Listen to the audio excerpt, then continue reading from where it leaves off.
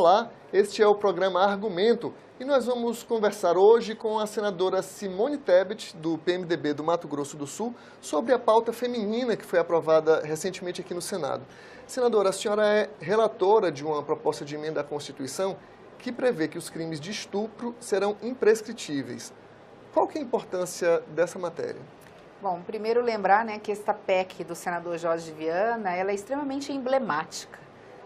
De acordo com as pesquisas que nós temos do IPEA, que é um instituto de grande credibilidade no Brasil, e toda vez que ele faz essa pesquisa, ele chega neste mesmo número, ele pergunta, para a mulher: você já foi abusada sexualmente? Quem responde sim, a segunda pergunta é: e você foi a uma delegacia? Você teve coragem de denunciar? A cada 10 mulheres, 9 dizem que não. O dado, portanto, que se chega, oficial, é que a cada 10 mulheres, apenas uma denuncia. Consequentemente, o número anual de estupros, tentativa de estupro ou estupro consumado, que gira hoje em torno de 50 mil oficializados, é apenas 10% da realidade. Resumindo, a estatística mostra que tem 500 mil casos de estupro ou tentativas de estupro, abuso sexual por ano no Brasil. Diante desse número absurdo, nós tivemos que ousar um pouco, senador Jorge Viana. Nós sabemos que no direito tudo prescreve, o direito não socorre quem dorme.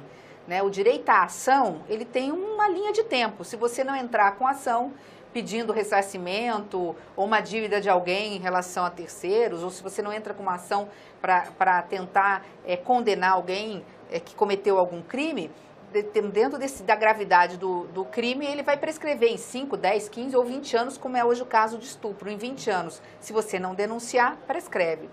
Acontece que o caso do estupro é um caso muito diferente de todos os demais. Ele não é mais grave do que um homicídio, por exemplo. Alguém poderia estar falando, mas se o crime de homicídio prescreve, por que o do estupro não vai prescrever? Porque quando acontece um homicídio, está lá o corpo, se quiser, ou a ausência de uma pessoa, automaticamente familiar vai na delegacia e abre-se um processo, começa-se a ação. O estupro não, ele é um crime silencioso, é um crime que atinge a alma da mulher, não só o físico. É um crime que ele acontece, na grande maioria das vezes, fala-se que até 70% dentro de casa. Grande parte desses casos envolvendo crianças e adolescentes. Então veja, olha o que precisa acontecer para que essa mulher tenha coragem de denunciar, ou essa criança.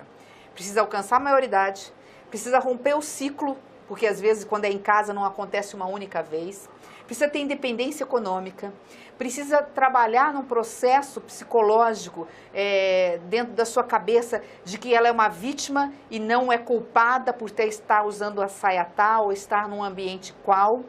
E depois de tudo isso, ela precisa ter coragem para denunciar.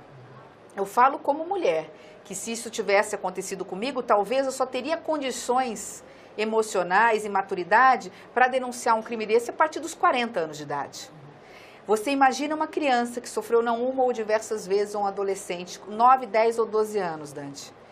20 anos, ele vai ter 28, 29 anos, ela vai ter. Será que ela teria maturidade para denunciar, condições de denunciar? Daí, essa PEC transformar, ao lado do racismo, só tem 2 casos que são imprescritíveis, é o racismo, e a organização armada contra a segurança nacional.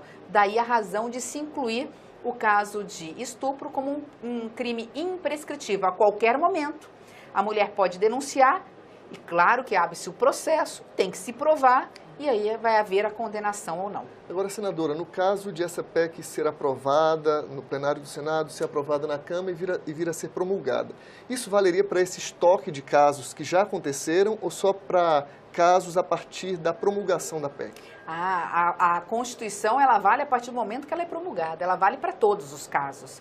Qualquer mulher vai poder denunciar e vai poder ter que ter elementos de prova, depois há um processo e se comprovado, essa pessoa vai ser condenada. Perfeito. Eu queria conversar com a senhora também sobre um projeto que foi aprovado também na CCJ, na Comissão de Constituição e Justiça, só que esse terminativo, então já foi para a Câmara dos Deputados, que prevê mudanças na estatística feita pelo governo para casos de violência contra a mulher, um projeto de sua autoria. Explica um pouco para a gente. O Sistema Nacional de Segurança Pública, que está dentro do Ministério da Justiça, ele tem por obrigação legal que ter uma estatística nacional oficial dos casos de violência no Brasil. Então, ele tem por estados, por condição social, por cor de pele, por idade, ele tem um raio-x da violência no Brasil. Por estados, como eu disse, dentro da especificidade do Nordeste, do Sul, ele tem um trabalho nesse sentido. Todos os crimes têm que estar ali.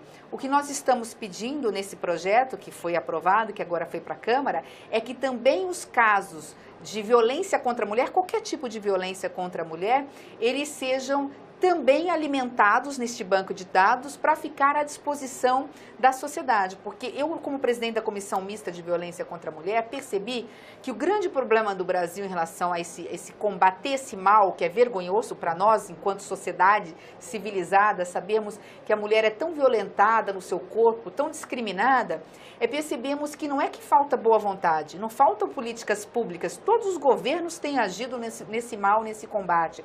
O problema é que o pouco recurso que temos, ele precisa ser bem aplicado e direcionado. Se você não tem o diagnóstico, se você não tem os dados para saber onde aplicar esses recursos mais ou menos, você fica, às vezes, jogando até um recurso que é público, que é fruto do imposto do cidadão, de forma indevida. Você não alcança a eficiência que poderia alcançar se você tivesse um banco de dados oficial e confiável. Não vai ter custo para o Ministério, ele só vai ter que exigir das Secretarias de Segurança Pública dos estados, das Secretarias de Saúde, porque a porta de entrada do hospital, a pessoa lá que recebe uma mulher violentada, ela é obrigada a notificar a Secretaria de Saúde, exigir desses estados, dos municípios, os dados e alimentar dentro do sistema. Perfeito. Senador, um outro projeto que teve uma repercussão grande aqui no Senado foi o das Brigadas Maria da Penha.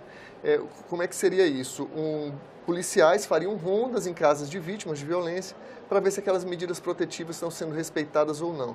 A senhora acha que isso pode fazer a diferença entre a vida e a morte, no caso de uma mulher que teme, por exemplo, que um ex-companheiro ou que um familiar que foi autor de uma violência contra ela venha a reincidir? Tudo é um somatório, são muitas políticas públicas, muitas ações para que nós possamos combater esse mal.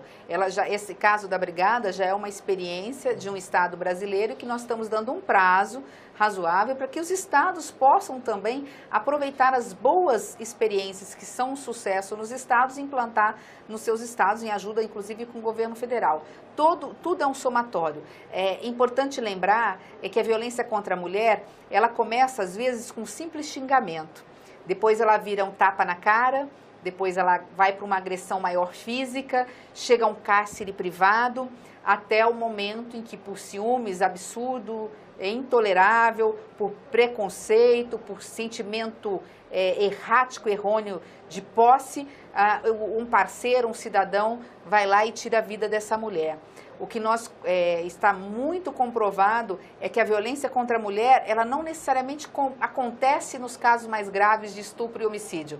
Ela começa dentro de casa, de forma velada, e num trabalho psicológico em relação a essa mulher, de diminuição, ela se sente diminuída, e isso faz com que ela não denuncie, porque chega um determinado momento que ela pensa, será que não sou eu a culpada? Então tem esse tipo de violência. A violência contra a mulher, ela não é só física, ela é psicológica, tão grave quanto a física. Então, diante disso, qualquer medida, qualquer avanço legislativo, ele é bem-vindo. Agora, leis nós temos muitas. Nós temos uma das consideradas pela ONU, uma das 3 melhores leis do mundo em relação à violência contra a mulher, que é a Lei Maria da Penha. A senhora acha que é preocupante as discussões que vêm, às vezes, de tentativas de reformular a Lei Maria da Penha?